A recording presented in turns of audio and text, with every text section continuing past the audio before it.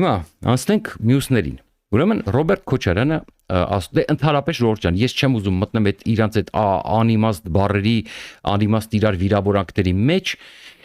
ուրեմն դա զզվելի է ուղղակի, այն ինչ որ կատարվում է, այդ մակարդակին ես չեմ իջնի, դրա համար կներեք ես չեմ մեկնաբանելու ով չգիտեմ, համբալ ասեց, ով չասեց, դա ինձ ընդհանրապես չի հետաքրքրում, դա ընդհանրապես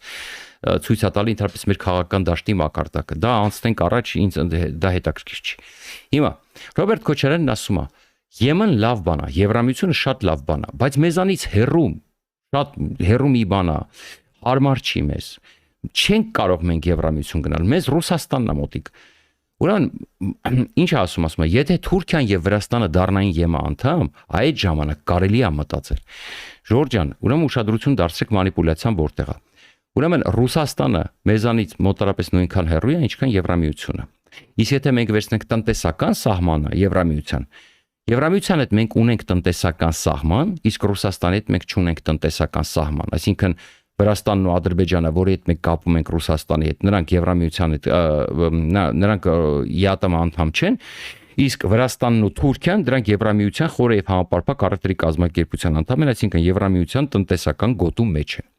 Հիմա Ռոբերտ Քոչարյանը խոստովանելով, որ Եվրամիությունը լավ բան է, ուղղակի ստում է, որ մենք